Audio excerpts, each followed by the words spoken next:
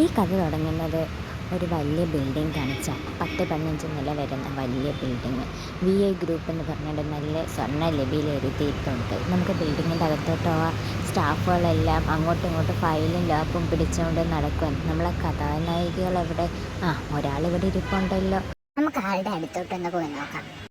പുല്ല് പിടിക്കാനായിട്ട് ഇത് ചെയ്തിട്ട് ശരിയാവുന്നില്ലല്ലോ. എൻ്റെ ദൈവമേ, ഇതെന്താ താലിയാവുമ്പത്തേക്കൊന്ന് താലിയായിട്ട് വേണം കൊണ്ട് കൊടുക്കാൻ. കുറേ നേരമായിട്ട് മനുഷ്യനെ ഭ്രാന്ത് പിടിച്ചിട്ട് വയ്യ.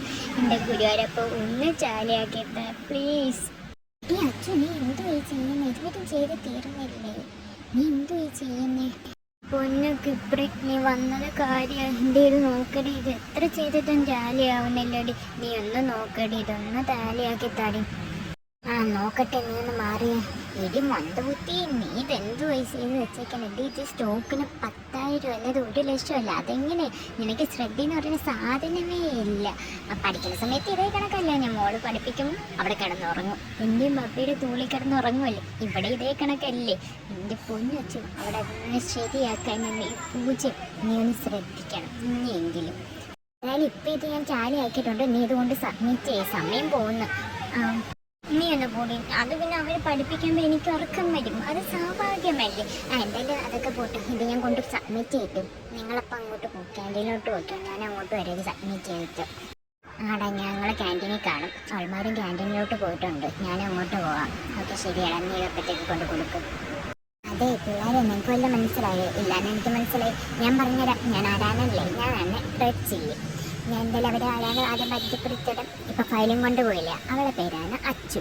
അച്ചു എന്ന അർച്ചന. അവൾ ഇവിടുത്തെ അക്കൗണ്ടറാണ്. അവൾ അക്കൗണ്ടർ മാത്രമല്ല, ചെറിയ ചെറിയ റൈറ്റേഴ്സും കൂടെയാണ്. കഥകളും എല്ലാം എഴുതി യൂട്യൂബിൽ പോസ്റ്റ് ചെയ്യുന്ന അവളെ മെയിൻ പണി. ഇനി അടുത്ത ആൾ ഇപ്പോൾ ക്യാൻറ്റീനിലോട്ട് പോകാമെന്ന് പറഞ്ഞാൽ അവളെ പേരാണ് കിപ്രി. കിപ്രി എന്ന കൃഷ്ണപ്രിയ. അവൾ ഇവിടുത്തെ സെയിൽസിൻ്റെ ഡിപ്പാർട്ട്മെൻറ്റിൻ്റെ ഹെഡാണ്. ആൾക്കൊണ്ട് ഒരു ചെറിയ ഹോബി ഈ ഫ്ലവേഴ്സ്, ഫ്രൂട്ട്സ് അങ്ങനെയുള്ള കാര്യങ്ങളൊക്കെ അവൾ ഇത് ചെയ്തിട്ട് ബൊക്കെയൊക്കെ ഉണ്ടാക്കി കൊടുക്കും. ഈ ഫ്ലവേഴ്സ്, ഫ്രൂട്ട്സ്, വെജിറ്റബിൾസ് ഒക്കെ അവൾ ഈ മാർക്കറ്റ് ചെയ്യും, കടകളിലെല്ലാം കൊടുക്കും.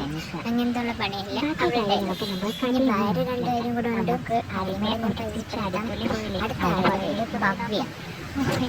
ഭവ്യ ഇവിടുത്തെ സ്റ്റോക്ക് എടുത്തോണ്ട് പോവാം. ആൾക്കൊണ്ട് ചെറിയത് ഡാൻസ് സ്കൂളുണ്ട്. ആൾ ഡാൻസ് ടീച്ചറും കൂടെയാണ്.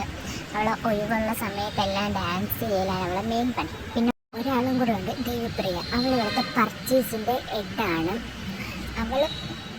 അവൾക്കുണ്ട് ഇതേ കണക്കൊരു ചിന്ന യൂട്യൂബ് ഉണ്ട്. അവൾ ഈ ഫുഡൊക്കെ ഉണ്ടാക്കി. പിന്നെ അത് മാത്രമല്ല, അവൾക്കൊരു കഫേയൊക്കെ ഉണ്ട്.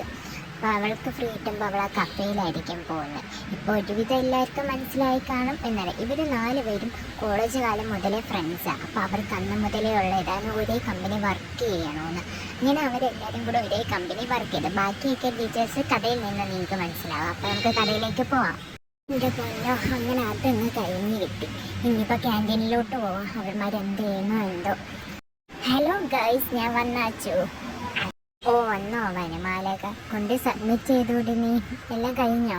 അത് ഇനി വലിയ എല്ലാം കഴിഞ്ഞു. ഇനിയൊരു സമാധാനം. ഇനി 1 മാസത്തേക്ക് ലീവ്. അതൊക്കെ പോട്ടെ, എൻ്റെ കോഫി എവിടെ? Where is my coffee? എൻ്റെ കോഫി ഇതാ. കിടന്ന് കീറാതെ തന്നെ. നിന്റെ കോഫി ഇല്ലേ? ആരും എടുത്തുകൊണ്ട് പോകത്തില്ല. ദാണ്ട് ഇന്നാ കോഫി പിടി. ഗായ്സ്, എനിക്കൊരു കാര്യം പറയാനുണ്ട്. എന്തടി ഭവ്യ, കാര്യം പറ.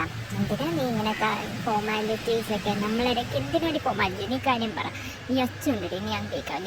എൻ്റെ പൊന്നു കൊച്ചെ, നീ ഒന്നും മിണ്ടാതിരിക്കും. ഞാൻ പറയാം കാര്യം. ഓഹോ, അപ്പം അങ്ങനെയായി. ഇല്ലെങ്കിൽ എനിക്കിത് തന്നെ വേണം. പൊന്നു അച്ചു, ഞാനൊന്ന് പറയട്ടെടി. എൻ്റെ ഭവ്യ, നീ ഇതൊന്ന് കാര്യമാക്കണ. അവൾക്ക് ഭ്രാന്ത. നീ ഇങ്ങ് പറയുന്നതോ കാര്യം എന്ന് വെച്ചാൽ ദേവിപ്രിയ, ചുമ്മാ എന്നിട്ട് കളയാക്കില്ലേ. പൊടി. ആർക്കടി ഭ്രാന്ത്? നിനക്കാ ഭ്രാന്ത്. നീ പൊടി. എനിക്കല്ല ഭ്രാന്ത്, നിനക്കാ. നീ പൊടി അച്ചു കൊച്ചു. ഇനി 2 കൂടി തുടങ്ങില്ല. ഞാനൊന്ന് പറയുന്ന കേൾക്കാം. എന്നിട്ട് നിങ്ങൾ തടിയോട് കൂടെ എന്തെങ്കിലും.